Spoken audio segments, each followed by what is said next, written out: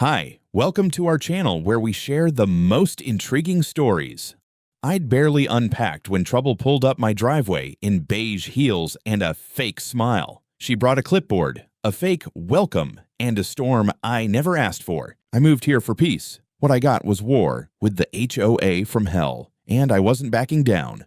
I'd barely been in the house a week when trouble showed up on my gravel driveway in the form of beige pumps and a clipboard. It was late afternoon, mid-September, still hot enough in Sedona to make your skin crackle if you stood in the sun too long. I was finishing up a cedar bookshelf in the shaded side of my open-air workshop. Sawdust clung to my forearms like pollen. My dog, Timber, half shepherd, half mutt, all attitude, was sprawled in the dust by the steps, snoring like a tractor. We both looked up at the sound of tires crunching rock. A silver Lexus SUV eased onto my drive like it owned the place. It stopped just short of the workshop. The door opened, and out stepped a woman who looked like she had 3 different real estate licenses and never smiled unless there were cameras involved. Blonde bob, pearl earrings, perfectly pressed blouse with a stitched logo, Raven Bluff HOA. Fantastic. She didn't wait for an invitation. Clipboard clutched to her chest, she marched right up with the kind of confidence only HOA presidents and corporate auditors possess. "Mr. Cross," she chirped. "Depends who's asking," I said, brushing sawdust from my hands and wiping them on my jeans. She offered a plastic smile and an over-firm handshake. "Karen Hatch. I'm the president of the Raven Bluff Homeowners Association. I just wanted to be the first to personally welcome you to the neighborhood." I nodded slowly. "Appreciate it. Although, technically, I'm not in your neighborhood." Karen tilted her head like I was a toddler, mixing up left and right. "Oh, but you are. That's why I brought these." She held out a thick folder. Inside were HOA bylaws, payment forms, an events calendar, a color-coded aesthetic compliance chart, and a notice stating I owed a preliminary orientation fee of $300. I didn't take it. Instead, I stepped over to the bench, grabbed a manila envelope, and pulled out a copy of my deed. I flipped it open and pointed to the relevant section. This property, parcel number 45-881C, is not within Raven Bluff's legal boundary. I confirmed it with the title company and the county land records before I bought it, twice. Her smile didn't waver, but something in her eyes tightened. "Well, Raven Bluff is an expanding community," she said smoothly. "Our charter allows for adjoining properties to be included under shared jurisdiction when a transfer of ownership occurs. It keeps things orderly." "Except it doesn't," I said, "because you can't just annex private property because someone moved in. I bought this land precisely because it wasn't part of an HOA. It's legally excluded." Karen's lips pressed into a thin lipstick line. "Mr. Cross, I'm sure you mean well, but most new residents simply sign the inclusion form and move on. It's for the good of the community. We enforce aesthetic integrity, coordinate shared services, maintain the—" "No," I said. "Respectfully, no. I'm not signing anything. I'm not interested in HOA events, HOA rules, or HOA drama. I work, I build, I pay my taxes, that's all." Karen looked like I'd slapped her with a 2x4. Timber let out a single bark behind me. "Good dog." "I hope," she said tightly, "that you're not planning to disrupt the harmony we've worked very hard to cultivate in Raven Bluff." I gave her the warmest smile I could muster. "I'm not planning to disrupt anything. I'm planning to live on my own land. That's the harmony I care about." She stood there for a beat longer, as if weighing how far she could push. Then, with a plastic laugh, she tucked the folder under her arm and turned to leave. "Well then, welcome to the area. I'll let the board know you declined." She didn't say goodbye, just walked back to her Lexus, turned a tight 3-point, and rolled out, leaving a neat trail of dust in her wake. I watched her go, arms crossed. I've dealt with control freaks before. Contractors, architects, even one ex-girlfriend who tried to schedule my weekends 6 months out, but there was something colder about Karen. Something smug. Like I was a problem she hadn't finished solving yet. I turned back to my project, but the easy rhythm was gone. Timber looked up at me and whined softly. "Yeah," I muttered, "that's not the last we've seen of her." And I was right. 3 mornings later, I stepped outside with my coffee and nearly dropped the mug. Someone had painted my front gate. The old dark iron frame had been coated in a flat beige gray, the kind of neutral, soulless color HOA boards drool over. A laminated sign hung crookedly from the center rail, Property under review by Raven Bluff HOA. Access subject to community approval. I stared at it for a full minute, then took a slow sip, just to keep from hurling the cup at something. Timber sniffed at the base of the gate, ears twitching. I walked over, pulled down the sign, and noticed it had the HOA seal on it. Official looking, with a printed QR code and all. The damn thing looked like a parking violation for a house. Okay, I muttered. That's new.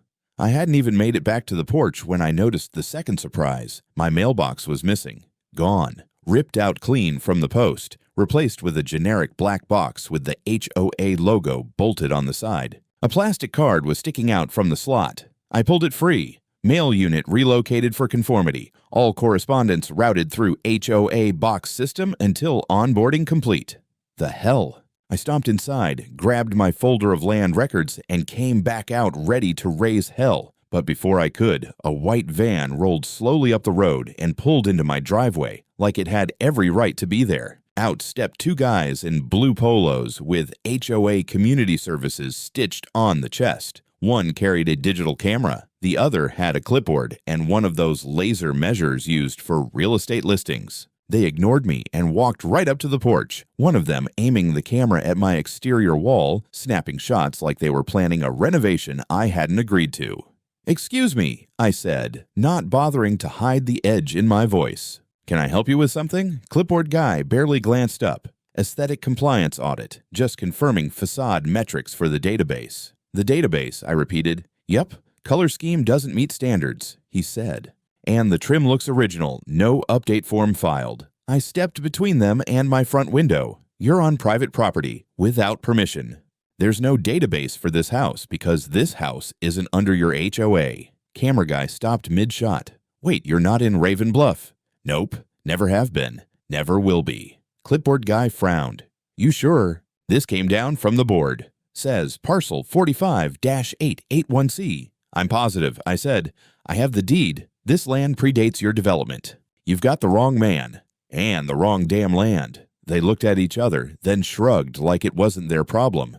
"Okay," Clipboard said. "We'll flag it for follow-up. You might want to talk to the board." I already did. The answer was no. They packed up and left without another word. I was still standing on the porch when the envelope arrived later that day, slipped under my door, hand-delivered, no postage. Raven Bluff Homeowners Association formal notice of non-compliance and use suspension. The letter was on thick linen paper and smelled faintly of lavender, which made it even more infuriating. In pseudo-legal jargon, it claimed that I had failed to complete the new resident integration process, and until such time as the onboarding procedure was complete, use of premises shall be considered conditionally suspended. They couldn't make it more obvious that they had no legal ground, which only made it worse. This wasn't law. It was intimidation by paperwork. I took the letter inside, scanned it, emailed a copy to my brother Adam with the subject line, "You're gonna love this crap." Then I drove to the sheriff's office. The deputy on duty, a guy named Jace, listened patiently as I laid everything out. The painted gate, the fake mailbox, the unsolicited inspection, the ridiculous letter. When I was done, he rubbed his chin and said, "So, no actual break-in, nothing stolen, no threats." "Not yet," I said, "but they're encroaching. That gate is mine. That mailbox wasn't theirs to install." "Right, but we're talking civil boundaries here. Until there's actual damage or an outright trespass, it's a gray area." "Seriously," I asked. He gave a tired smile. "HOAs love gray areas. That's their whole thing. You want this to stop? You'll need to get a court order, maybe a cease and desist. If they touch your utilities or structures, let us know. Then it gets criminal." I thanked him and walked out, more irritated than when I walked in. Back home, I reinstalled my original mailbox, dumped the HOA sign in the garbage, and pressure washed the paint off my gate. Took half a tank of cleaner and left my hands raw. But I got it done. That night, timber barked twice at the edge of the tree line. I didn't see anyone, but I slept with the motion lights on and my boots by the door. This wasn't some petty misunderstanding. They wanted control, and they thought I'd just roll over. The water cut off mid-shower. At first, I thought it was a pressure hiccup. Maybe a clogged filter or something with the well pump. But then I realized the water wasn't sputtering. It was just gone. Cold to dead silence. I threw on jeans, boots, and a shirt that didn't reek of wood stain, grabbed a flashlight, and headed to the utility shed. The control panel showed a red override light I'd never seen before. That was strange enough. Stranger still was the tag zip-tied to the main valve. Service suspended by authorized request. HOA compliance hold. I stared at it, mouth dry. Then Timber barked from the porch. I looked up the hill and saw the power blink off. One by one, the lights around the workshop and house died. The whole property dropped into silence. They hadn't just turned off the water, they cut my electricity. I stormed back to the house, phone already in hand. I called the utility provider, Vertico, the local water and power supplier. The hold music was cheerful. I was not. After 15 agonizing minutes, a representative finally answered. I gave my name, address, and parcel number. Mr. Cross, the woman said with a cautious tone. We received a utility hold authorization from your HOA yesterday morning. I don't have an HOA, I snapped. That's the entire point of my property. There was a pause. I see a signed service revision form on file, digitally submitted by the property owner. It includes your signature.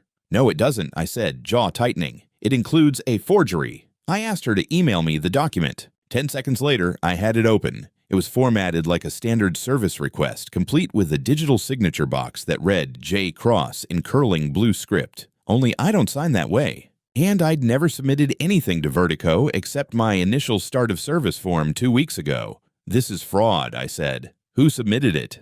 I'm not authorized to disclose that, she replied. But if you believe this was done under false pretense, you can file a service contestation and we'll forward it for legal review. Do that, now. And note in the record that I'm contesting this as identity misuse and unauthorized third-party intervention. I hung up, breathing hard. 15 minutes later, I was in my truck, driving straight to Vertico's field office in Cottonwood. I brought my original documents, service confirmation, deed, parcel maps, and demanded a supervisor. To their credit, they didn't fight me on it. The supervisor, a soft-spoken guy named Marcus, took one look at the signature on the HOA form and the real one on my documents and said, "Yeah, this is not even close." Some HOA president submitted that, I said, without my knowledge, and you shut me off based on it. I understand. We'll initiate reversal procedures, he said, but legal has to process the fraud report. Could be up to 72 hours before everything's restored. 72 hours? I asked.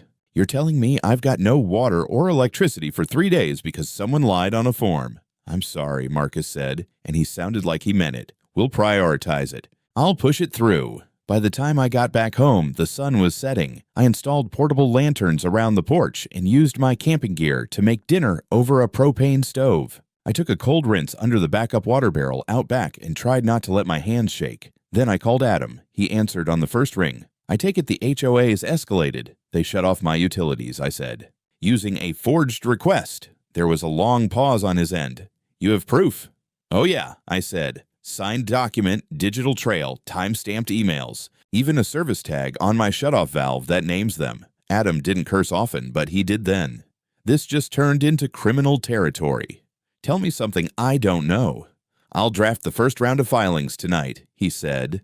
Forgery, interference with essential services, attempted coercion. We'll file for an emergency injunction and temporary restraining order by morning. This stops now. By midnight, Adam had emailed me a 10-page draft with everything lined up. Property ownership verification, declaration of non-affiliation with Raven Bluff, evidence of forgery, and demand for immediate legal action. We'd start with civil filings and prep the criminal complaint in parallel. I also installed 2 new trail cameras, motion-triggered, infrared, along the front gate and at the service panel. Timber slept beside the front door that night, ears twitching at every noise. They thought they could freeze me out. They didn't realize I'd come from construction sites where we ran diesel generators in snowstorms and poured concrete with gloved hands at 20 below. I could live without power for a few days, but they weren't going to live this down. The next shot came before dawn. At 5:40 in the morning, my motion sensor floodlight flared on, bright enough to light up half the front yard. Timber growled low in his throat, still half asleep. I sat up, grabbed the remote feed on my phone, and opened the trail cam app. That's when I saw it. A drone. It hovered silently about 10 feet above the fence line, sleek, black, with a camera gimbal rotating slowly like a robotic eye. It moved along the edge of the property, scanning, recording, pausing now and then as if measuring something. I got up, threw on a hoodie, and stepped outside. The drone jerked slightly, then rose higher. I grabbed a slingshot from the porch bench, the kind I used to scare off raccoons, and let a steel pellet fly. Direct hit. The drone veered sideways, wobbled, and nose-dived into the dry grass near the front gate. Timber raced to sniff it before I even got there. I picked it up by one bent rotor, carried it into the workshop, and laid it on the table like a trophy. The casing was stamped with a label, Property Survey Unit, HOA, Oversight Raven Bluff. They weren't even pretending anymore. By 9 that morning, things escalated again. A flatbed truck rolled up outside my gate with 3 workers in orange vests and a clipboard-toting supervisor who looked like he'd rather be anywhere else. They stopped right outside my gravel entryway, didn't even try to ring the bell. Instead, they unrolled a folding sign that read, Temporary Boundary Adjustment, Site Inspection in Progress. Then they started hammering metal stakes into my property line. I stormed down the driveway. Timber followed, tail stiff. Stop, I barked. This is private land. Who gave you permission to enter? The guy with the clipboard squinted at me. Work order from HOA. We're just marking pending lot expansions for community boundary review. There is no pending anything, I said. This land is mine. The HOA has no jurisdiction here, not 1 foot. We were told this parcel's inclusion is under review, he said. We're not doing anything permanent, just markers. You're trespassing, I said coldly. Pull the stakes, now. He held his ground for a second. Then, maybe seeing the look in my eyes, or the fact that Timber was growling low, he signaled the crew. Let's go, guys. They pulled the stakes, rolled the sign back up, and left without another word. That afternoon, a white Mercedes pulled up to the driveway. It was Karen. She brought a man in a blazer, younger, over-groomed, wearing horn-rimmed glasses and holding a leather portfolio. He didn't introduce himself, but I could smell junior compliance attorney on him from 30 yards. I didn't bother being polite. No appointment. No access. Turn around. Karen gave me that tight smile that was always 2 seconds from a snarl. This is a courtesy visit, she said. We're prepared to issue a formal notice of integration if you'll just allow a brief visual inspection. You're not getting past the gate, I replied. And you can take your integration and file it where the sun doesn't shine. The man opened his folder. We're within our rights to... You're within nothing, I cut in. You've already falsified documents to utilities. You've trespassed. You've flown surveillance over private land. Next time you touch anything, I'll call the sheriff for criminal harassment. Karen's smile didn't crack, but the man quietly lowered his folder. Enjoy your little island, Mr. Cross, she said finally. But you can't live cut off from a community forever, I stepped forward. This isn't a community. It's a cult with a landscaping obsession. They left. That evening, Adam filed an emergency injunction with the county court, requesting an immediate restraining order against Raven Bluff HOA and Karen Hatch personally, citing unauthorized utility interference, surveillance without consent, trespass with intent to assert jurisdiction, forgery, and misuse of identity. We also submitted drone footage and trail cam photos of the work crew with timestamps and GPS metadata. I sat in the dark again that night, cooking over propane, drinking straight from the jug, and waiting for the next stunt. But I wasn't alone anymore. This wasn't just me defending a fence. This was a legal war now. And I was fighting back with lawyers, cameras, and righteous fury. The sheriff's department showed up the next morning. 2 squad cars. No sirens, but enough presence to make the air feel heavier than usual. I was sanding the edge of a mesquite slab behind the shop when I saw the dust trail roll up the driveway. Timber perked up but didn't bark, just watched. I met the deputies halfway down the drive. The lead officer was tall, tan, mid-50s, with mirrored sunglasses and a calm voice that said he'd rather be fishing. His partner looked younger, eyes darting like he wasn't sure if this was an arrest or a noise complaint. "Mr. Cross?" the senior one asked. "That's me. We received a report that your property may contain hazardous materials not approved by community safety guidelines. Mind if we take a look?" I stared for a beat. Then I asked, "Who filed the report?" He glanced at the clipboard. Anonymous, but routed through a formal complaint system. HOA board flag. I gave a tight nod. "Of course. Let me show you what hazardous materials I've got." "Watch your step. Some of this cedar is pretty gnarly." I gave them the full tour. The workshop, the varnish storage, the lathe room. They saw a few sharp tools, a propane backup heater, a dog who looked way too sleepy to bite anyone. After 10 minutes, the older deputy let out a soft breath. "You got one of the cleanest home shops I've ever seen, mister. Cross, appreciate it. You got a copy of your deed handy?" I brought it out, along with the full parcel map, utility plans, and the letter from my attorney. The younger deputy studied it like a student before an exam. The older one nodded again. "Sorry to trouble you, but I gotta say, this isn't the first time we've had confusion over that HOA. I raised a brow. "That right?" He didn't answer, but I caught the look. Something was brewing. That afternoon, Karen went nuclear. I was sitting on the porch working on invoices when I heard voices and saw a line of folding chairs being set up on the gravel shoulder just beyond my fence. About 10 residents gathered. A few I'd never seen before. Some I vaguely recognized from distant lots across the wash. Karen stood front and center with a megaphone and a clipboard. "Dear neighbors," she began, as if announcing a 4th of July potluck. I stepped closer, staying behind the gate. She launched into a speech about neighborhood safety, standards of unity, and rogue properties diluting community cohesion. Her voice rang through the dry heat like a sermon. She waved the clipboard dramatically. "We have legal precedent to bring Mr. Cross's parcel into compliance. He is refusing to participate in our cooperative framework." Someone actually clapped. But then something shifted. A man near the back, tall, bald with a long gray ponytail, raised a hand. "Karen," he called out, "is this the same guy whose utilities you shut off?" Karen froze. Another voice piped up. "Didn't he file harassment charges last week?" Someone else. "I heard the HOA tried to fly a drone into his backyard. Is that even legal?" I smirked. Karen's smile wilted. "Let's stay on message, folks. We need solidarity." "No," said the man with the ponytail. "We need answers." He stepped forward.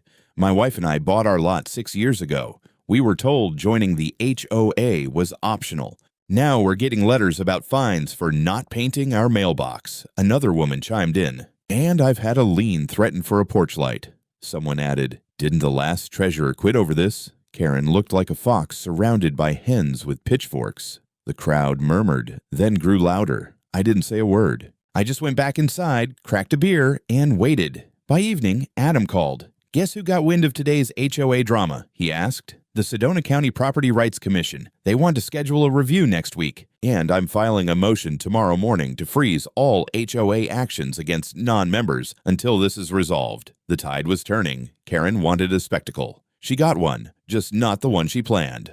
2 days later, I got a thick envelope from a courier. Inside, a cease and desist letter. Not from the HOA this time, but from Raven Bluff Neighborhood Integration Council, whatever the hell that meant. The return address was just Karen's house. The letter accused me of uncooperative conduct harmful to community integrity and warned of a civil penalty of up to $50,000 if I didn't submit my property integration affidavit within 72 hours. Attached was a fake integration form that looked like something a bored paralegal designed during jury duty, full of legal-sounding gibberish and boxes to check for which HOA guidelines I agree to uphold. I didn't even bother calling Adam. I drove straight to his office with the entire envelope. He leafed through it silently, then looked up with a grin that could cut glass. "They're finished." "What makes you so sure?" "This right here." He held up the letter. "This is extortion wrapped in bureaucracy. And that form, it uses phrases lifted word for word from county integration protocols. That's misuse of official language, felony misrepresentation." He made 3 phone calls before I finished my coffee. That afternoon, Adam filed an emergency petition for a temporary restraining order against Raven Bluff HOA and its board, including a motion for discovery of internal communications, financial ledgers, and property claims. Within 24 hours, we got a court date. Judge Denise Krause, known for her zero tolerance on property fraud. The subpoena hit hard. The HOA email server was pulled. Karen was served in person. And then it got wild. Turns out, Karen had been automatically enrolling new homeowners in the area, even those on lots never zoned for HOA authority. The trick? She'd created forged addenda, fake community overlay maps that she stapled onto copied deeds. People who never agreed to join were suddenly listed in HOA records as pending enforcement targets. Worse, in some cases, Karen had worked with a private notary who either turned a blind eye or got paid off. We submitted a formal complaint, and by Friday, that notary's office was under investigation. Adam's office got flooded with emails from other residents, complaints, fake fines, threats. One man sent us a scan of a lien letter on HOA letterhead, with Karen's signature on a line marked Municipal Authority. She wasn't just overreaching, she was impersonating government power. Adam whistled. That's prison time. Meanwhile, back at my place, I installed new fences, motion lights, even hired a weekend security guy, an off-duty deputy named Luis, who took one look at the no trespassing signs and said, "About damn time." That Saturday, a neighbor I hadn't met, Susan, mid-60s, bright eyes, and sharper opinions, brought me cookies and a folder. "I thought you should see this," she said. Inside the folder were minutes from a recent HOA meeting, somehow leaked. In it, Karen was quoted as saying, "We can't let rogue owners poison the community. If we let one man think he's above collective order, the whole neighborhood falls apart." Another quote, chilling.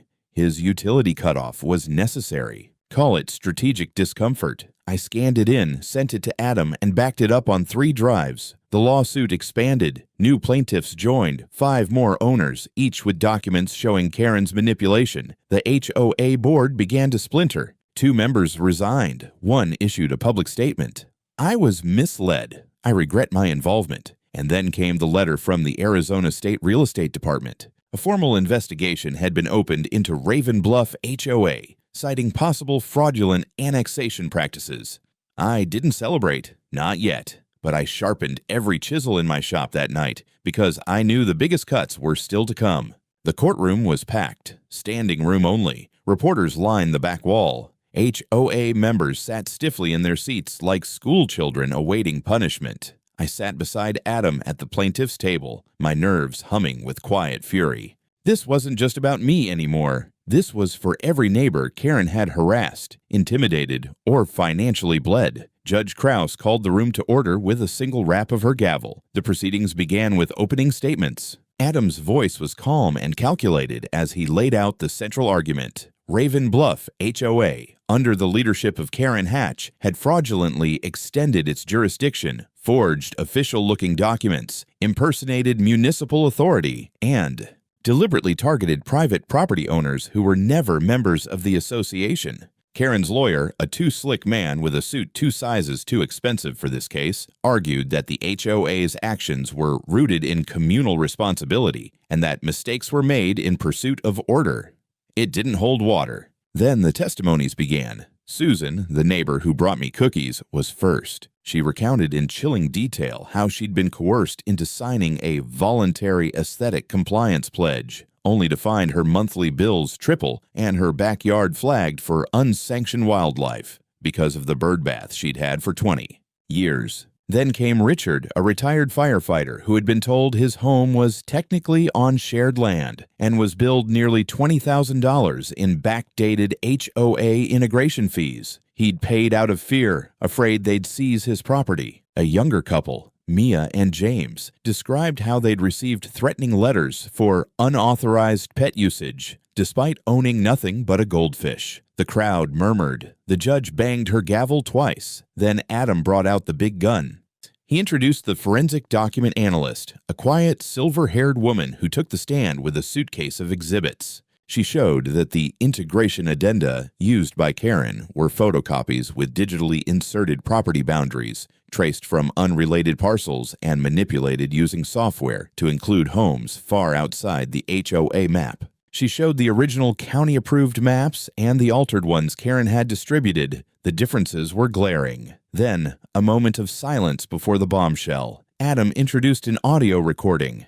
"If we can't force them legally, we drown them in procedure," Karen's voice said, crisp and unmistakable. "Cut their water, pull their trash, block their mailboxes. No one wants to live in a house no one can use." Karen leapt from her seat. "That recording is illegal. This is a setup." Judge Krause fixed her with a stare. "Ms. Hatch, sit down. One more outburst and I will hold you in contempt."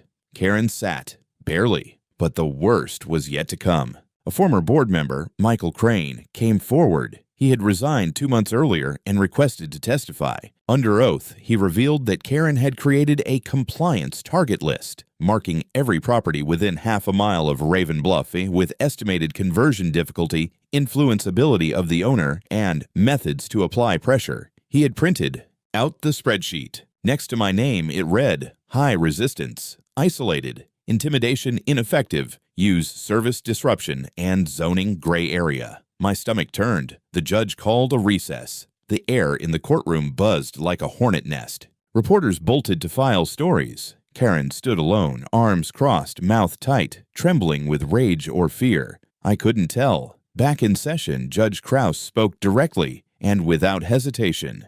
The court finds sufficient preliminary evidence of fraudulent misrepresentation, abuse of authority, and potential criminal misconduct by the Raven Bluff HOA, specifically under the direction of Ms. Karen Hatch. A full criminal referral will be issued to the district attorney's office. Effective immediately, this HOA is placed under judicial audit and all enforcement actions are frozen. Karen went pale. Adam leaned over and whispered, "That's the beginning of the end." Karen didn't show up for the criminal arraignment. She was arrested 2 days later while trying to leave the state, reportedly en route to Nevada with her Lexus packed to the ceiling in HOA documents and gardening trophies. Her mugshot looked nothing like the woman who'd confidently handed me that binder weeks ago. The district attorney filed charges for fraud, criminal impersonation, document forgery, and malicious interference with essential services. 5 felonies. 2 misdemeanors. Her bail was denied. Raven Bluff HOA, or what remained of it, was dissolved by court order. A state financial auditor seized its accounts. Every action taken under its fraudulent jurisdiction was reversed, including hundreds of fines, liens, and threats of foreclosure. Several HOA members filed civil lawsuits against Karen personally. Her assets were frozen. As for me, the court awarded full financial damages, plus a special order. The small strip of land Karen had used to stage her shared aesthetic project, a concrete pad and ornamental signpost, was deeded to me as part of the settlement. I turned it into an outdoor woodworking platform, built a pergola, sanded it by hand, put up a polished cedar sign that said, "Community Craft Corner, open to all except Karen." And people came. Neighbors I hadn't met, parents with kids, a retired Navy machinist, even Richard and Susan. They all brought wood, tools, beer, or just their hands. We sanded, cut, glued, cursed, and built. No rules, no dues, just noise and sawdust and satisfaction. It wasn't just therapy. It was the antithesis of what Karen had built, or tried to build, and I wasn't the only one who got his life back. Susan got her bird bath returned. Richard recovered some of the illegal fines. Mia and James finally adopted a dog. And Michael, the former board member, helped draft a state-level proposal to limit HOA power creep and require jurisdictional clarity disclosures in all home sales. Last I heard, it passed committee, but none of it compared to the best day of all, the sentencing. I watched Karen walk into the courtroom in shackles. She didn't meet anyone's eyes. The judge, same one from before, didn't waste time. For crimes including falsification of documents, willful fraud, unlawful interference with property rights, and abuse of organizational authority, she said, Karen Hatch is sentenced to 3 years and 6 months in prison and shall remain barred from any administrative roles in real estate development or civic associations for life. Karen looked like she had just swallowed concrete. She didn't cry. She just stared, not at the judge, not at me, somewhere far behind us, like the past she couldn't return to. Outside, the press was waiting. Someone tried to shove a microphone in my face. I just smiled and said, "I'm not here to talk. I'm here to go home." That's all I ever wanted, and I did. Home, on my land, my rules. No damn binder on the porch. Just wood, wind, and peace.